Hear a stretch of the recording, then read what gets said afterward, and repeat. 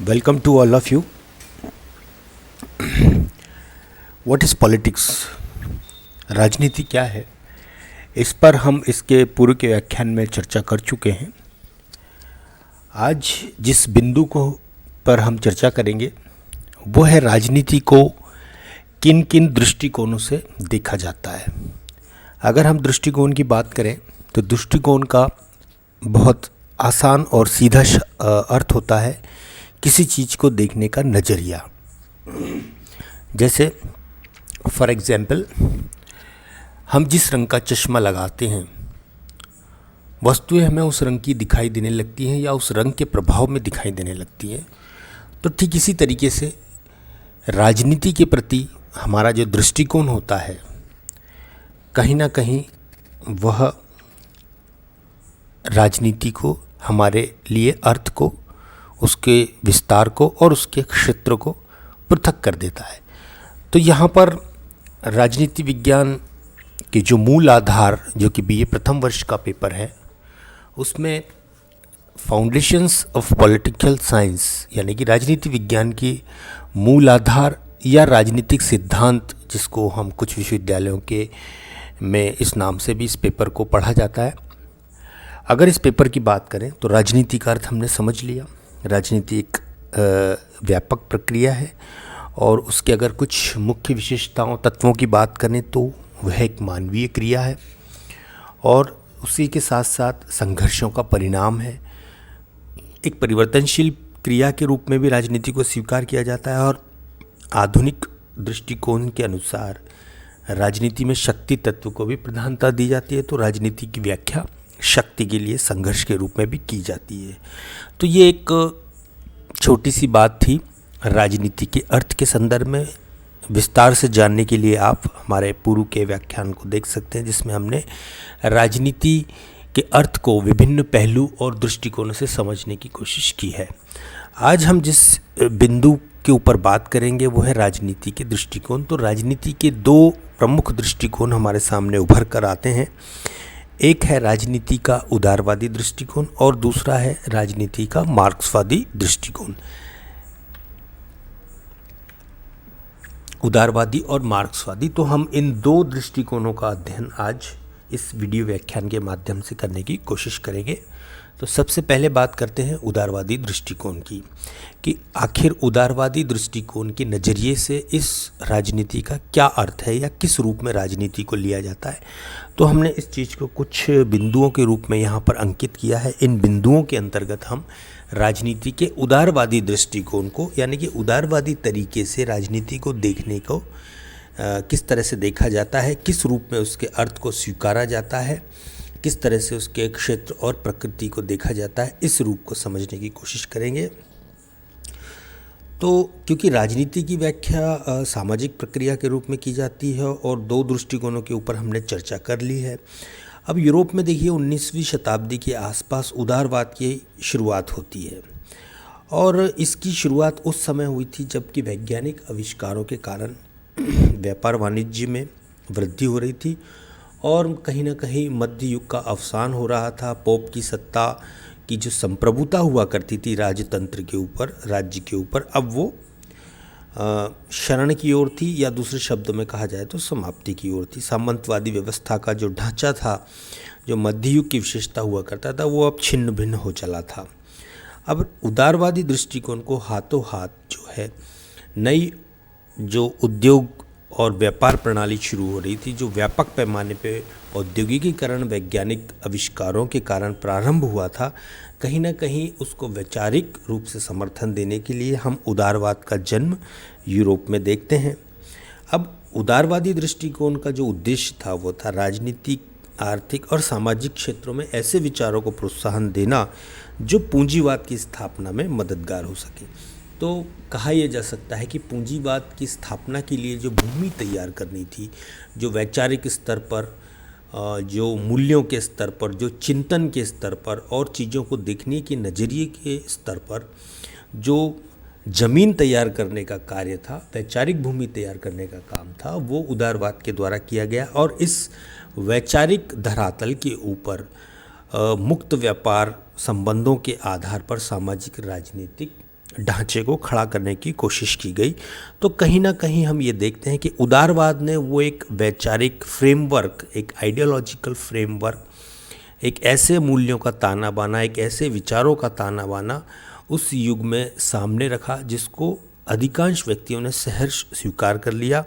और ये उदारवाद के जो मौलिक चिंतन थे, जो मौलिक बिंदु थे, कहीं ना कहीं उन्होंने पूंजीवाद की स्थापना में काफ़ी सहायता की। और पूंजीवाद को स्वीकार करने में, जनमानस के द्वारा स्वीकार किए जाने में कहीं ना कहीं हम उदारवाद के मूल्यों और उसके जो विचार थे, कहीं ना कहीं उनको बड़ा हम सहायक पाते हैं। अब उदारवाद के अगर और भीतरी तत्व की बात की जाए तो हमें उसके भीतर जाने पर व्यक्तिवाद के दर्शन होते हैं, जो कि व्यक्तिगत हितों पर आधारित है। समाज की इसमें चिंता नहीं थी, बल्कि व्यक्ति की ज़्यादा चिंता थी। व्यक्ति को खुला छोड़ दो ताकि वो अपना स्वतंत्रतापूर्वक विकास कर सके, और उसके विकास में सहायक परिस्थितियों को पैदा करने में, उसकी स्थापना में उदारवाद ने काफ़ी महत्वपूर्ण सहयोग दिया। तो इस तरह से हम देखते हैं कि एक आर्थिक क्षेत्र में पनपे हुए विचार के द्वारा, जो कि पूंजीवाद की सहायता के लिए लाया गया था, कहीं ना कहीं ये विचार राजनीतिक परिप्रेक्ष्य में, राजनीतिक सीमा में भी आया। और राजनीति के क्षेत्र में जब ये विचार आया तो यह विचार अपने साथ समानता के स्थान पर स्वतंत्रता के साथ आया। यानी कि इसने राजनीतिक क्षेत्र में, सामाजिक क्षेत्र में स्वतंत्रता को एक प्रमुख मूल्य के रूप में स्थापित किया कि व्यक्ति को स्वतंत्र छोड़ दो, वो अपने विकास के सर्वोत्तम साधन, स्रोत और मार्ग स्वयं खोज लेगा। ऐसी स्थिति में राज्य का कम से कम नियंत्रण होना चाहिए, ये भी बात उभर कर आई। तो कहीं ना कहीं हमें उदारवाद, पूंजीवाद और व्यक्तिवाद का एक सामंजस्य दिखाई देता है, और ये तीनों एक दूसरे के सहायता के रूप में हमें दिखाई देते हैं। और ये तीनों ही परिस्थितियाँ या तीनों ही वैचारिक दर्शन एक दूसरे के सहायक के रूप में हमारे सामने आते हैं। तो इस तरह से हम देखते हैं कि इस उदारवाद का जो जन्म हुआ कहीं ना कहीं आर्थिक क्षेत्र में हुआ, और आर्थिक क्षेत्र से फिर ये राजनीतिक क्षेत्र में स्वतंत्रता के नारे के साथ आया।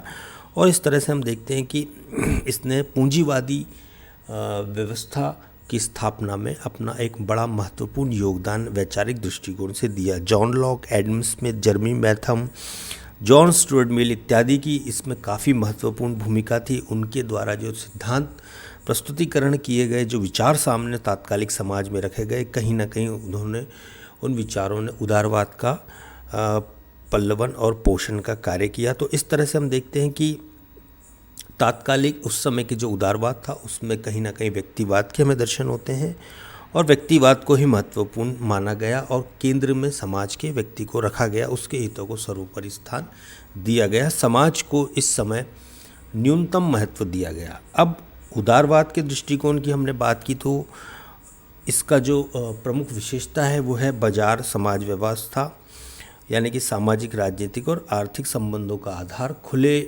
मुक्त व्यापार बाजार व्यवस्था को समझा जाता है। हालांकि आज की तारीख में उसमें काफ़ी परिवर्तन आ चुके हैं, और अब उदारवाद जो है वो मुख्य रूप से नियंत्रित बाजार व्यवस्था को का समर्थक है, उसी आदर्श को स्वीकार करता है, और बहुलतावादी दृष्टिकोण को उसने अपनाकर अपने इस व्यक्तिवादी जो स्वरूप था उसको कहीं ना कहीं अब मध्यम कर लिया है। तो आज जो हम पहली बात करेंगे वो कि राजनीति को इस उदारवाद के दृष्टिकोण से किस तरह से देखा जाता है, क्या क्या उसके प्रमुख बिंदु हैं, ये हमने यहाँ पर अंकित कर रखा है। तो पहले बात करेंगे हम समूह गतिविधि के रूप में, यानी कि उदारवाद जो है राजनीति को समूहों की गतिविधि के रूप में मानता है, स्वीकारता है। इस पर हम बात करेंगे कि राजनीति के जो उदारवादी दृष्टिकोण के अंतर्गत समाज के बहुलवादी दृष्टिकोण का समर्थन किया गया। देखिए, आरंभ में उदारवाद के व्यक्तिवादी रूप के हमें दर्शन होते हैं, किंतु कालांतर में अपने व्यक्तिवादी आरोपों से मुक्त होने के लिए इसने बहुलवाद को अपना लिया। अब ये एक व्यक्ति के स्थान पर समाज में भिन्न भिन्न समूहों को महत्व देता है, और उन समूहों की आपसी अंतर्क्रियाओं के आधार पर सरकार को निर्णय तक पहुंचने के लिए कहीं ना कहीं ये जो सारी गतिविधि होती है, इसको ही एक राजनीति की संज्ञा उदारवादी दृष्टिकोण के अनुसार दी जाती है। तो आज की तारीख में या राजनीति को जब हम समूह गतिविधि के रूप में स्वीकार करते हैं, तो ये हम पाते हैं कि समाज में क्योंकि भिन्न भिन्न हित होते हैं और इन भिन्न भिन्न हितों के आधार पर भिन्न भिन्न व्यक्ति समूह में समूहबद्ध हो जाते हैं। इनको हम इंटरेस्ट ग्रुप या हित समूह कह सकते हैं। और जैसा अगर उदाहरण लेना चाहें तो हम मालिक और मजदूर, दुकानदार, उपभोक्ता, जमींदार, कृषक, मकान मालिक, किराएदार, तो ये इस तरह से हम देखते हैं कि भिन्न भिन्न हित समूह के माध्यम से अपने अपने हितों को ये प्रोत्साहन प्रदान करते हैं। और इस प्रकार जब दो परस्पर विरोधी हित आपस में टकराते हैं तो उससे राजनीति का प्रादुर्भाव होता है, कहीं ना कहीं राजनीति पैदा होती है। बहुत आसान है समझना। आज के समाज में भी हम देखते हैं कि चाहे प्रोफेशनल्स के ग्रुप देख लीजिए, चाहे व्यापार वाणिज्य के ग्रुप देख लीजिए, रेडी पटरी वाले व्यापारियों का समूह अलग है, किराना व्यापारियों का समूह अलग है, मेडिसिन्स बेचने वालों के समूह अलग है। उसी तरीके से जो नौकरी पेशा वर्ग है उसमें भी भिन्न भिन्न नौकरियों के भिन्न भिन्न कैडर्स के अपने अपने संगठन हैं जो अपने अपने सदस्यों के हितों को बढ़ावा देने के लिए समूहबद्ध रहते हैं, एकत्रित रहते हैं, यूनाइटेड रहते हैं। और जब इनके हितों के ऊपर किसी तरह से कुठारापात होता है या इनके हित किसी तरीके से ख़तरे में पड़ते हैं तो कहीं ना कहीं ये संगठित होकर परस्पर क्रिया के आधार पर एक विकल्प सरकार के पास पहुंचाते हैं, सरकार के समक्ष अपनी बात रखते हैं। तो ऐसी स्थिति में सरकार का जो दायित्व होता है उसको हम लोग आगे दूसरे और तीसरे बिंदु में देखेंगे। तो इस तरह से उदारवाद में राजनीति को एक समूह गतिविधि के रूप में स्वीकार किया जाता है, जिसमें ये माना जाता है कि समाज में भिन्न भिन्न हित होते हैं और उन हितों के आधार पर समाज जो है इन समूहों से संबंधित रहता है। तो इन समूहों के बीच में होने वाली आपसी अंतक्रिया ही एक तरह से राजनीति के रूप में उदारवादी दृष्टिकोण के अनुसार मानी जाती है। बात करते हैं अगले बिंदु पे। राजनीति परस्पर विरोधी हितों में सामंजस्य करने का साधन है। तो हमने पहले पॉइंट में चर्चा की कि समाज में भिन्न भिन्न समूह होते हैं जिनमें आपस में परस्पर विरोधी हितों में टकराव होता है। तो ऐसी स्थिति में राजनीति का जो दायित्व होता है कि इन परस्पर विरोधी हितों में एक सामंजस्य स्थापित करना। तो राजनीति के दृष्टिकोण, खासतौर से उदारवाद के दृष्टिकोण की हम बात कर रहे हैं, तो इसमें आधिकारिक सत्ता का प्रयोग किसी वर्ग पर दूसरे की अभिलाषा या इच्छा को सौंपने के लिए सत्ता का प्रयोग नहीं किया जाता, बल्कि इसमें यह माना जाता है कि विचार विमर्श या बातचीत के आधार पर एक पारस्परिक सहमति से पहुंचा जाए। अब यहाँ पर इस सहमति पर पहुंचने के लिए आधिकारिक सत्ता का प्रयोग किया जाता है, यानी कि सरकार तक भिन्न भिन्न परस्पर विरोधी समूह की बातें पहुंचती हैं और उस आधार पर फिर सरकार उन विरोधी समूहों के हितों में सामंजस्य स्थापित करने की कोशिश करती है। तो यही इस तरीके से उदारवादी दृष्टिकोण के अनुसार राजनीति मानी जाती है। अब ये कहा जाता है कि उदार समाज में क्योंकि परस्पर जो विरोधी वर्ग हैं वो अपने अपने हितों की पूर्ति के लिए एक दूसरे के खिलाफ काम नहीं करते, वरना सुलह समझौते के आधार पर कोई ऐसा हल निकालते हैं जिसमें अधिकतम सभी के हितों का ध्यान रखा गया हो। और राजनीति ऐसे ही हल खोजने का साधन है। और इसीलिए ये कहा गया है कि खासतौर से उदारवादी दृष्टिकोण के संदर्भ में कि राजनीति जो है मुख्य रूप से संघर्ष के समाधान का साधन है। अब ये संघर्ष कोई खूनी संघर्ष नहीं है, ये कोई हिंसात्मक संघर्ष नहीं है, बल्कि ये एक वैचारिक संघर्ष है, अपने अपने हितों को आगे रखने का संघर्ष है, अपनी मांग को मनवाने का संघर्ष है, जिसके भिन्न भिन्न साधन हो सकते हैं, चाहे वो प्रदर्शन हो, जुलूस हो, ज्ञापन देने की क्रिया हो, विरोध हो, भूख हड़ताल हो, मतलब तमाम तरीके के अहिंसात्मक साधनों को हम इसके अंतर्गत गिन सकते हैं, जिसके माध्यम से हर समूह जो है अपने हितों को पूरा करने के लिए सरकार पर दबाव बनाते हैं। तो जब कहीं ना कहीं उनके हित किसी अन्य समूह के हितों से टकराते हैं तो इस एक संघर्ष का जन्म होता है। राजनीति का प्रयोग फिर इस संघर्ष के समाधान के लिए एक यंत्र के रूप में किया जाता है। तो इस प्रकार हम देखते हैं कि राजनीति के द्वारा समाज में फिर ऐसी नीतियां, निर्णय और नियम निर्मित और क्रियान्वित किए जाते हैं जो आपस में विरोधी समूह के हितों में सामंजस्य के सूचक होते हैं। अब राजनीति के द्वारा ही समाज को संगठित शक्ति के माध्यम से समाज की समस्याओं एवं विवादों का वैध एवं न्याय संगत हल निकालने के लिए प्रयुक्त किया जाता है। तो इस प्रकार ये स्पष्ट होता है कि राजनीति का उदारवादी दृष्टिकोण यह मानकर चलता है कि समाज में सुलह, समझौता तथा वैध बल प्रयोग के माध्यम से किसी भी तरीके के मतभेद, विवाद अथवा संघर्षों को हल किया जा सकता है। अब वास्तव में राजनीति समाज में न्याय की स्थापना एवं शांति व्यवस्था की स्थापना का ही साधन है। तो इस प्रकार यहाँ पर हम दूसरे बिंदु पर चर्चा कर चुके हैं। बात करेंगे तीसरे बिंदु की कि राजनीति में आधिकारिक सत्ता का प्रयोग होता है। Politics involves use of authority. तो देखिए, राजनीति के उदारवादी दृष्टिकोण के अनुसार अगर बात की जाए तो राजनीति में भिन्न भिन्न समूह के पारस्परिक विरोधी मांगों का हल खोजने हेतु ऐसी नीतियां, निर्णय और विधि अर्थात कानून बनाए जाते हैं जो उन समूह को मान्य हों अथवा वो उनका पालन करने के लिए सहर्ष स्वीकार्य उनके लिए होना चाहिए, उनके लिए तैयार होना चाहिए। और ये तथ्य सही है कि इनसे समस्त समूह की सभी मांगें हम पूरी नहीं कर सकते, यानी कि सभी समूहों की निश्चित रूप से मांगें पूरी नहीं की जा सकती, किंतु जनसाधारण को ये यकीन होना चाहिए कि कानून उचित अधिकारी और संस्थाओं के द्वारा उचित रीति से निर्मित हुए हैं तथा उसमें सभी हितों का ध्यान रखाया गया। थोड़ी बहुत कमी पेशी हो सकती है, किंतु जनता को एक तरीके से व्यापक रूप से ये स्वीकार्य होने चाहिए। और वो उसकी स्वीकार्यता उस रूप में इस कारण है, इस रूप में छुपी हुई है कि राजनीति में क्योंकि आधिकारिक सत्ता का प्रयोग किया जाता है, यानी कि जिस सत्ता के द्वारा इस तरह के निर्णय किए गए हैं, परस्पर विरोधी समूहों में सामंजस्य के हेतु नीतियां व निर्णय किए गए हैं, तो कहीं ना कहीं जनता का अधिकांश हिस्सा, सभी की बात हम नहीं कह सकते क्योंकि ज़रूरी नहीं है कि सभी समूह उसको स्वीकार करने की स्थिति में हो, उसको स्वीकार करें, शहर स्वीकार करें, किंतु अधिकांश जो हिस्सा है निश्चित रूप से ऐसे कानून, नीति और निर्णयों को स्वीकार करता है। और उसका कारण ये होता है क्योंकि ये निर्णय, नीति और सामंजस्य का जो कार्य है वो एक आधिकारिक सत्ता के द्वारा किया गया है और उस आधिकारिक सत्ता की मान्यता के कारण ही ऐसे निर्णयों की, ऐसे कानूनों की वैधता स्थापित होती है। अब बहुत सारे ऐसे उदाहरण दिए जा सकते हैं, जैसे सड़कों पर सभी तरह की यातायात के नियमों की व्यवस्था की जाती है। कुछ लोगों को पसंद नहीं होता है, लेकिन फिर भी व्यापक जन मानस में इस बात का स्वीकार्यता होती है कि ये कानून उनकी भलाई के लिए निर्मित किए गए हैं। जैसे हेलमेट पहनना, ये जनता की भलाई के लिए और सभी जनमानस के व्यक्ति मानते हैं इस चीज़ को और निश्चित रूप से शहर इसको स्वीकार करके इसका पालन भी करते हैं, किंतु सभी इसका पालन करें ज़रूरी नहीं है। ऐसी स्थिति में इसको शक्तिपूर्वक दंड के आधार पर भी लागू करवाने का प्रयास किया जाता है, क्योंकि कुछ व्यक्ति हो सकता है इसको ना माने, स्वीकार ना करें और वो इसका उल्लंघन करे। तो ऐसी स्थिति में व्यापक जनमानस के हित में ऐसे कुछ व्यक्तियों को शक्ति के माध्यम से दंडित करने का प्रयास भी इस सत्ता के द्वारा किया जाता है। और ऐसी स्थिति में भी उस सत्ता को चुनौती नहीं दी जाती, क्योंकि उसको एक आधिकारिक सत्ता माना जाता है और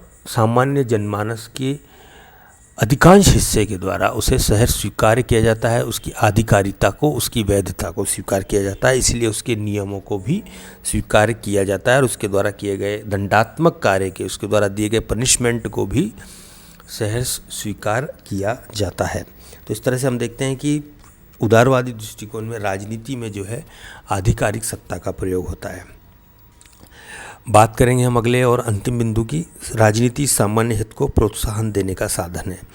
तो ये चारों जो बिंदु जिस पे हम राजनीति के उदारवादी दृष्टिकोण की चर्चा कर रहे हैं, तो ये सभी आपस में संबंधित हैं और यही अन्य बिंदुओं का एक्सटेंशन ही है ये, क्योंकि राजनीति के उदारवादी दृष्टिकोण के अंतर्गत इस तथ्य पर प्रकाश डाला गया है कि राजनीति सामान्य हित को प्रोत्साहन देने का साधन है।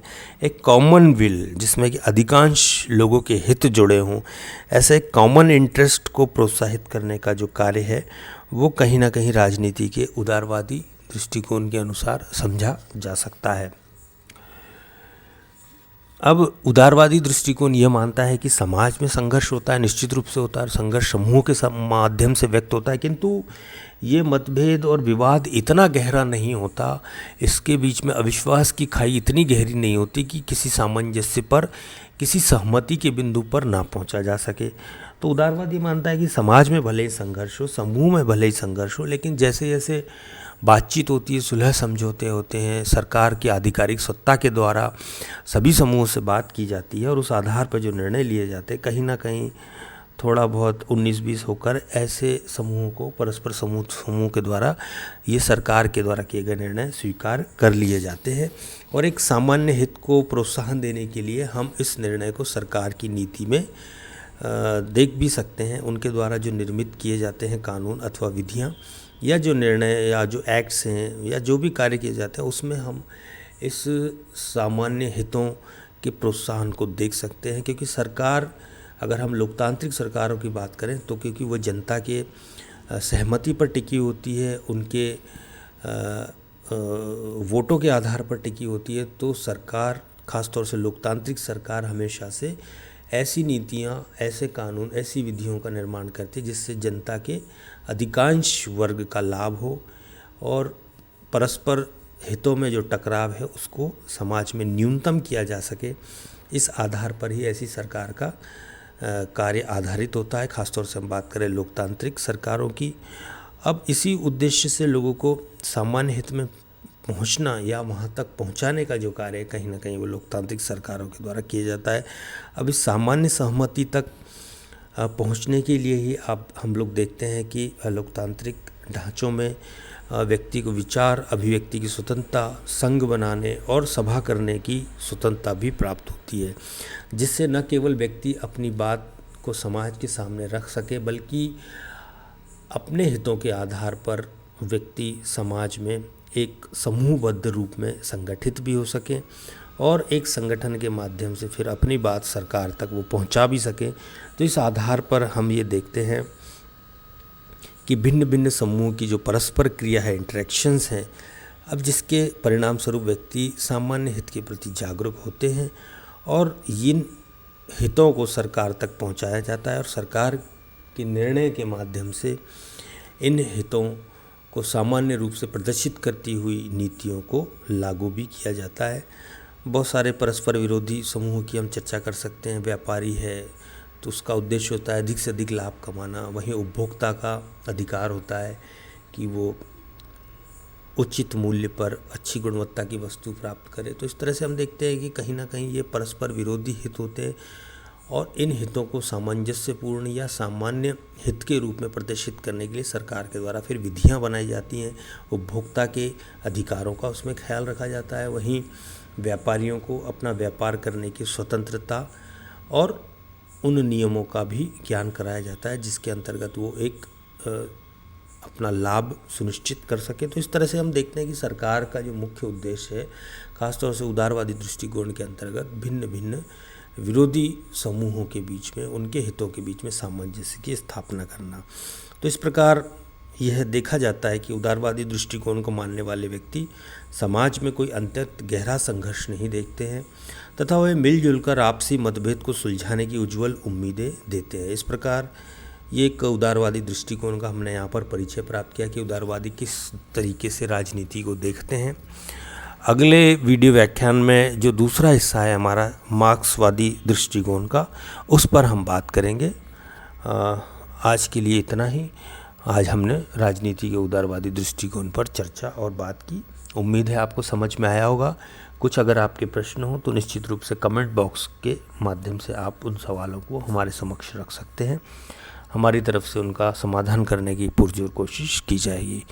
वीडियो देखने के लिए, बने रहने के लिए बहुत बहुत धन्यवाद, आभार। मिलते हैं मार्क्स राजनीति के मार्क्सवादी दृष्टिकोण के साथ अगले वीडियो व्याख्यान में।